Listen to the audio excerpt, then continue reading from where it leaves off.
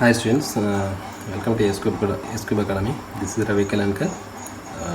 Please subscribe my channel, students. So now in this video, I'm going to explain the law of conservation of linear momentum generally. So generally, చాలా మంది confuse అయ్యే term ఏంటంటే conserve. Okay, so generally what is the conserve actually అని అంటే తెలుగులో జనరల్గా ఏంటంటే శక్తి నిత్యత్వం లేకుంటే నిత్యత్వం అని చెప్పేసి అని అంటారు జనరల్గా. So what is exact meaning of the conservation actually అని అంటే, for example A person have ఒక పర్సన్ దగ్గర 1000 రూపాయలు ఉన్నాయనుకోండి. ఎంత? 1000 రూపాయలు ఉన్నాయి. సో జనరల్గా నేను ఏం చేసిందంటే షాప్కి వెళ్ళాడు. షాప్కి వెళ్ళిన తర్వాత అక్కడ ఏం చేశాడంటే తనకు కావాల్సిన ఐటమ్స్ని కొనుక్కున్నాడు. సో కొనుక్కున్న సందర్భంలో ఒక 600 ఆఫ్ ఎక్స్పెన్స్ అయింది అనుకోండి. అంటే 600కి సంబంధించినటువంటి ఐటమ్స్ని పర్చేజ్ చేస్తాడు.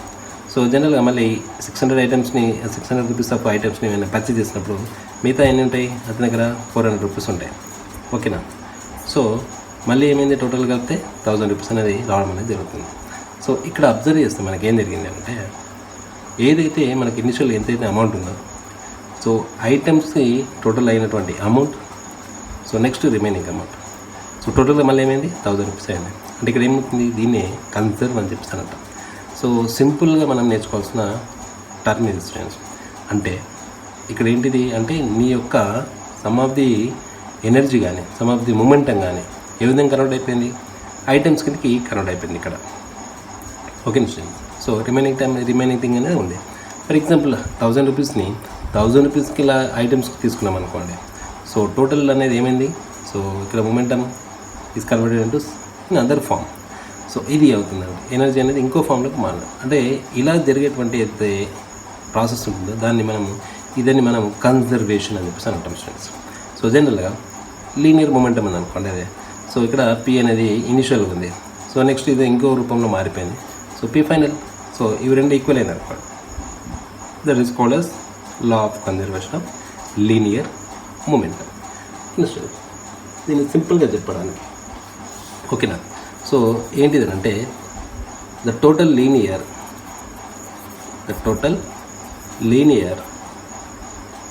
momentum of an isolated system. Isolated system అసలు actually what is the meaning of the isolated అంటే, ఇంకా వేరే వాటితో ఎటువంటి సంబంధం లేని సందర్భంలో, అంటే ఇదే సింగిల్గా ఓకేనా ఇండిపెండెంట్గా ఉన్నటువంటి ఒక వ్యక్తి, ఇండిపెండెంట్గా ఉన్నటువంటి విధానం, అంటే దాంట్లో జరిగిన ఏది రియాక్షన్స్ ఉంటుందో దానిలోనే జరగాలి.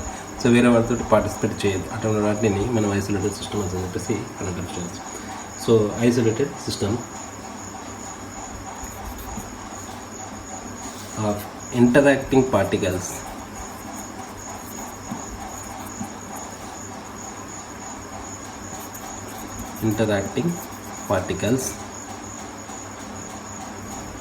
Is conserved. అంటే ఒక బాక్స్లో నెంబర్ ఆఫ్ పార్టికల్స్ ఉన్నాయి అనుకోండి. ఇది ఐసోలేటెడ్. వేరే వాటితో అసలు ఎటువంటి రిలేషన్, వేరే వాటితో అసలు యాక్చువల్లీ వేరే సిస్టమ్స్ తోటి అటువంటి ఎటువంటి సంబంధం లేదనుకోండి. సో దీంట్లో జరిగేటువంటి ఏదైతే ప్రక్రియ జరుగుతుందో, ఏదైతే ఫినామినా జరుగుతుందో, ఏ ప్రాసెస్ జరుగుతుందో, ఇక్కడ పార్టికల్స్ మధ్యలోనే అడ్జస్ట్మెంట్ జరుగుతుంది. ఓకేనా స్టూడెంట్స్? సో జనరల్గా ఒక ఫ్రెండ్స్ నెంబర్ ఆఫ్ ఫ్రెండ్స్, ఒక 5 ఫ్రెండ్స్ అనుకోండి. సో క్లాస్లో 5 ఫ్రెండ్స్ ఉన్నారు అనుకోండి. ఆ 5 ఫ్రెండ్స్లో ఆ 5 ఫ్రెండ్స్లో ఎవరు తప్పు చేసినా అంటే ఎవరు చెప్పారు యాక్చువల్లీ, వాళ్ళ మధ్యనే నడుస్తుంది మ్యాటర్ అనేది. కావాలంటే అబ్జర్వ్ చేయాలి స్టూడెంట్స్. ఓకేనా? సో దాన్ని కన్జర్వేషన్ ఆఫ్ ది ఫ్రెండ్షిప్ కూడా అనొచ్చు. ఓకేనా? సో ఇది మనకి conservation of linear momentum, law of conservation of momentum.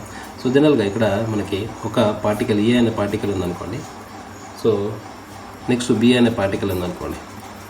So దీని యొక్క మూమెంటం పిఏ అనుకుంటే, దీని యొక్క మూమెంటం పిబి అనుకుంటే, సో అక్కడ కొల్యూజన్ జరిగితే కానీ ఇలాంటి ఎక్స్టర్నల్ ఫోర్సెస్ వర్క్ చేసినప్పుడు, ఈ రెండింటి మధ్యలో ఇంటరాక్షన్ జరుగుతున్నప్పుడు, ఈ రెండింటి మధ్యలో పార్టికల్స్ మధ్య ఇంటరాక్షన్ జరిగినప్పుడు వాటి యొక్క మూమెంటమ్స్ అనేది, ఫర్ ఎగ్జాంపుల్ ఏ యొక్క మూమెంటం అనేది నేను పిఏ డాష్ అనుకున్నాను, చేంజ్ అయిపోయింది అనుకోండి. సో బి యొక్క మూమెంటం అనేది పిబి డాష్ అనుకున్నాం. So before interaction between the A and B, after interaction between the A and B. So ఇక్కడ ఏమవుతుందంటే, so before the interaction total sum of the moment, that is the PA and PB, that is equal to, ఇక్కడ after the interaction between the two particles, that is the PA dash and PA prime plus PB prime.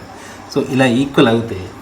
So ఈ system అనేది, అంటే ఈ system నుండి పార్టికల్స్ని మనము ఏం జరుగుతుంది ఈ సిస్టంలో అంటే, it's a law of conservation of linear momentum అని చెప్పేసి అని అంటాం students.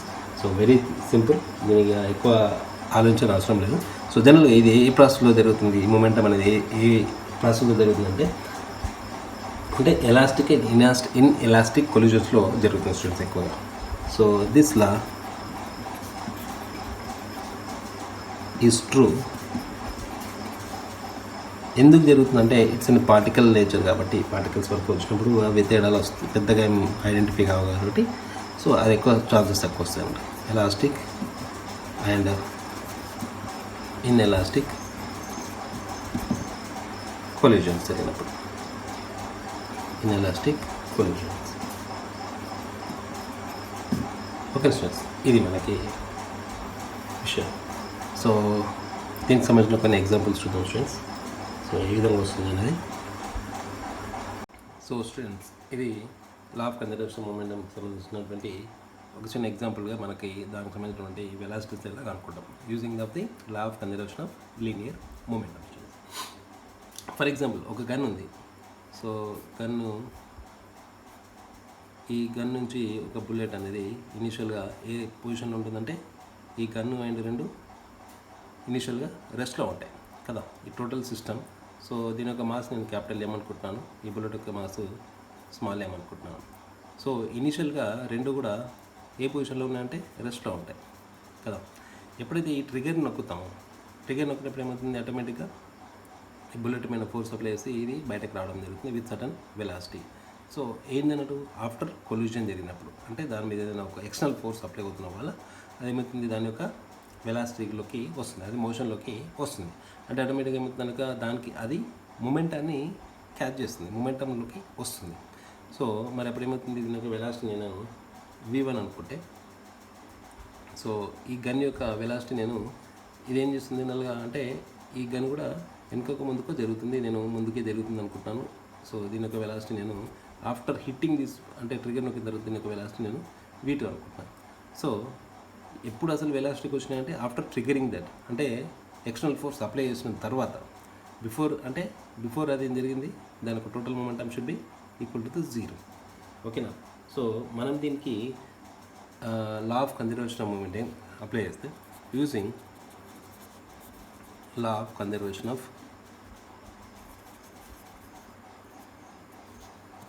Conservation of linear momentum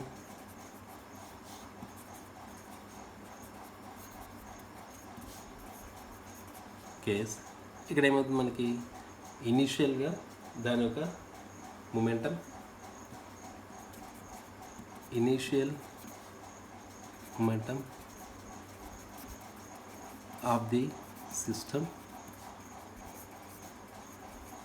is equal to final momentum